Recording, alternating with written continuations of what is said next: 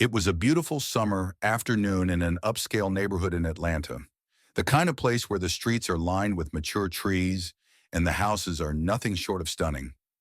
Michael Carter, a former police officer with 15 years of service, was finally living the dream he had worked so hard to achieve. After years of saving every penny and working overtime shifts, he had managed to buy his dream house, a breathtaking two-story home with a crystal-clear swimming pool that sparkled under the Georgia sun. Michael reclined in his lounge chair, eyes closed, enjoying the warmth of the breeze as it swept through the backyard. The peaceful quiet of the moment felt like a well-deserved reward for all the long hours spent on the force. But his moment of tranquility was about to be shattered. The sound of police sirens suddenly pierced the calm. Two patrol cars screeched to a halt in front of his house, their sirens wailing in an unwelcome intrusion. Michael sat up, a knot forming in his stomach as he saw the officers, hands on their holsters, approach his fence. Something told him he already knew exactly what this was about. "Sir, we received a report of a suspicious individual trespassing in your pool area," one of the officers called out. Michael glanced over to his neighbor's house, and through the corner of his eye, he saw her, Karen Thompson, peeking through her curtains with a smug smile on her face. It wasn't the first time she'd pulled something like this. And little did she know, this would be the last time. Let me take you back to where it all began. 2 months earlier, Michael had proudly moved into his new home, the culmination of years of hard work and sacrifice. After a decade and a half of protecting and serving, he'd finally achieved what his parents had only dreamed of: owning a house in one of Atlanta's most prestigious neighborhoods. The previous owners had taken excellent care of the property, especially the backyard pool, which had immediately caught Michael's eye from day one. As Michael arranged his patio furniture, savoring the thought of relaxing weekends by his pristine pool, he noticed something, or rather, someone. Standing in her second-floor window, phone pressed against her ear, was Karen Thompson. She was staring intently at him, her gaze unwavering. Michael waved politely, but she quickly disappeared behind her curtains. The next day, as Michael was at the hardware store, he received an alert from his security camera. He opened the app to see her, Karen, walking through his unlocked back gate like she owned the place. She was wearing a designer swimsuit, carrying a luxury beach towel, and had just casually laid her things on his pool chair. She dipped her feet into the water as if it were her own. When Michael returned and confronted her, Karen's reaction was unforgettable. "Oh, I'm so sorry," she said, feigning surprise, placing a hand to her chest. "I thought you were the new pool maintenance man. The previous owners always let me use their pool." Her condescending smile made Michael's blood boil, but years of police training had taught him to stay calm. "Ma'am, I'm not the maintenance man. I'm the new owner," Michael said, keeping his voice steady. "And I'd appreciate it if you'd ask permission before entering my property." Karen's face twisted into an expression of disbelief. "You, the owner?" She laughed nervously. "There must be some mistake. I know the realtor handling this property, and she never mentioned—" She trailed off, her eyes subtly narrowing at him, the racial implication hanging heavily in the air. "There's no mistake, Mrs. Thompson," Michael replied firmly, keeping his voice professional. "This is my home, and you're trespassing. Please leave." Karen gathered her things in a huff, muttering under her breath, "We'll see about that." It wasn't a threat, it was a promise. Over the next few weeks, Karen's behavior escalated from annoying to outrageous. One Saturday morning, Michael woke up to the sounds of voices and splashing. Looking through his window, he couldn't believe his eyes. Karen had brought 4 of her friends for a pool party in his backyard. "Ladies, you need to leave immediately," Michael announced as he stepped out onto his patio. "This is private property." "Oh, don't be difficult," Karen waved dismissively. "We're just having a little fun.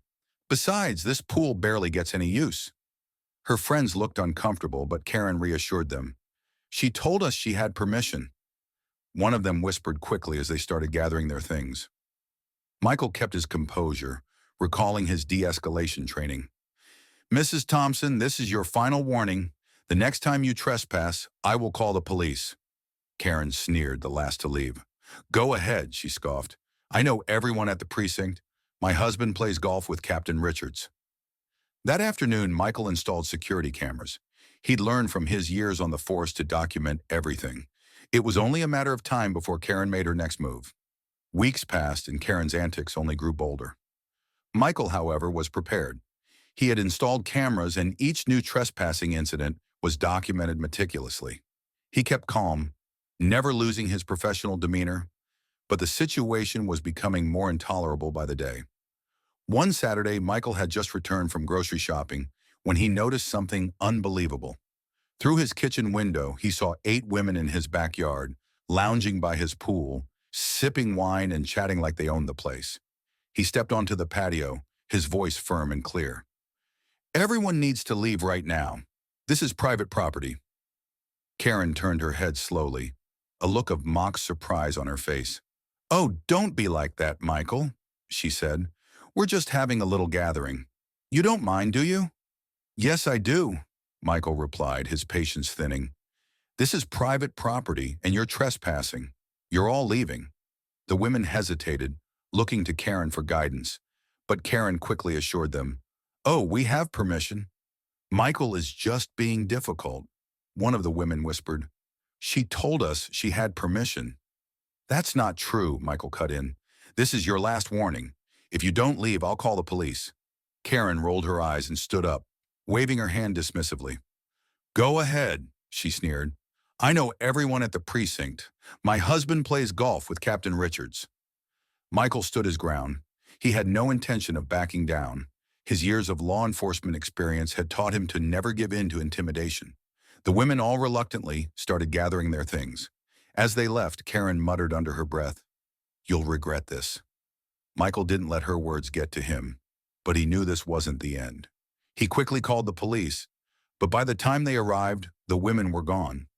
Officer Davis and Officer Martinez, both old colleagues, arrived at his door, looking surprised when they saw the situation.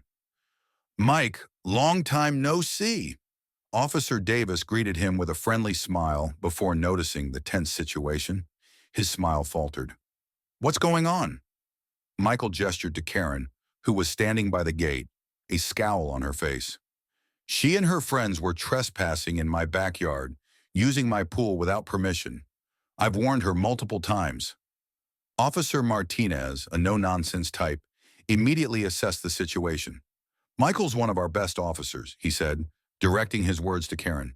"If he says you're trespassing, you are trespassing. Please leave before we have to make this official." Karen's face turned red with humiliation, but she didn't back down completely. "This isn't over," she hissed. "You don't belong here, and I'll make sure everyone knows it." That evening, Michael went straight to work setting up additional security cameras. He wasn't about to let Karen's antics continue unchecked. He had learned from his years of law enforcement that the best way to deal with a bully was to outsmart them, and that's exactly what he was going to do. The next few weeks brought more of the same. Karen would sneak around his yard, test his gate, and peek through his windows. She even tried to use the key she had somehow acquired from the previous owners to gain access to his house. Michael was patient, though. He knew this was a game of endurance. But it wasn't until one evening that things took a darker turn. At a monthly HOA meeting, Karen launched her latest attack. She stood up, a smug look on her face as she addressed the group. "I'm concerned about the property values in this neighborhood," she said, shooting a pointed glance toward Michael. "Some of the recent changes in the neighborhood have made potential buyers uncomfortable." Michael calmly stood up, phone in hand. "Interesting you should mention property values, Mrs. Thompson. Would you care to explain this footage of you vandalizing my garden last Tuesday at 11:47 p.m.? The room fell silent as Michael played the video from his security cameras. The footage showed Karen, in the dead of night, sneaking onto his property and sprinkling something on his prized rose bushes. Her face was clearly visible, and her expression was one of determination as she sabotaged his garden. Karen's face turned pale as the video played, but she quickly recovered, her composure slipping. She stammered, but Michael wasn't done. "We all saw the video, Mrs. Thompson. Do you want to explain that as well?" Michael asked, his tone cool and unwavering. Karen's face twisted with frustration, but she knew she had lost. She muttered something under her breath and quickly sat down. The meeting went on, but Michael's statement had been clear. The neighbors now knew exactly what Karen was capable of, and they weren't buying her attempts to play the victim. That night, Michael discovered his pool water had been tampered with. The sparkling blue water was now filled with soap suds. It would take days to filter out. As he stood by the pool, watching the bubbles float across the water, a plan began to form in his mind.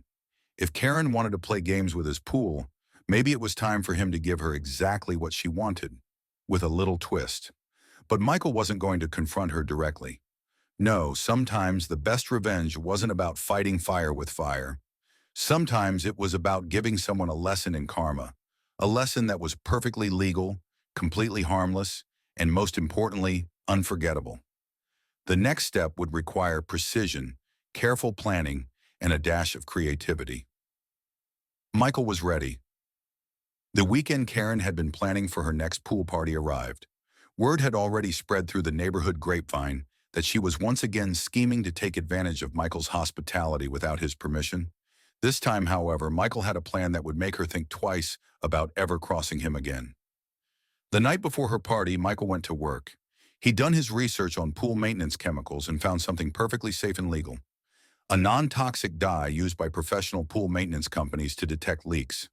The best part? It only reacted with certain chemicals found in expensive sunscreens and cosmetics, the very products Karen and her friends always wore when they borrowed his pool. Michael carefully added the dye to his pool, making sure it was at the right concentration, the kind that would leave a bright, unmistakable green stain on anyone who came in contact with it. The water would look completely normal, clear and inviting to the naked eye. But the moment Karen and her friends dipped into the pool, the chemical reaction would kick in. They would have no idea what hit them. The next morning, Michael parked his car around the corner, just out of view of his house. He then walked back through the side gate to his home office, which offered a perfect view of the pool. His phone pinged with the security app. Karen was already testing the gate. Michael smiled to himself. He didn't feel anger anymore, just calm anticipation. At precisely 2 p.m., Karen made her grand entrance. She strutted through the back gate like she owned the place, her friends in tow, all wearing expensive swimsuits and carrying designer beach bags. They set up their party with champagne bottles, fancy snacks, and Bluetooth speakers playing soft jazz music in the background. Karen raised her glass dramatically. "Ladies, welcome to our Saturday sanctuary," she announced, her tone dripping with satisfaction. "What the new owner doesn't know won't hurt him." The women giggled nervously, but their hesitation quickly evaporated as the promise of a private pool party on a hot Atlanta afternoon took over. One by one, they slathered on their expensive sunscreen, the same brand Michael had tested the night before. Michael's phone pinged again. The dye was starting to work its magic. Karen was the first to dive in, making an elegant splash. "The water's perfect," she called out. Her friends quickly followed, all eagerly jumping in and splashing around, completely unaware of the chemical reaction that had begun. It didn't take long for one of Karen's friends, Susan, to notice something odd. "Uh, Karen? Is your skin looking different?" she asked, her voice filled with confusion. Susan stared at her arm in horror as a distinct green tint began to spread across her skin. Karen looked down at her own hands, her eyes widening in disbelief. "What's happening?" she shrieked, watching as her normally pale skin transformed into a bright, unmistakable shade of green. The panic set in. "Oh my God!" one woman yelled. "I'm turning green!" The group scrambled out of the pool, shrieking in shock, their expensive makeup now streaking down their faces. Karen stood there, dripping wet, her face contorted with rage.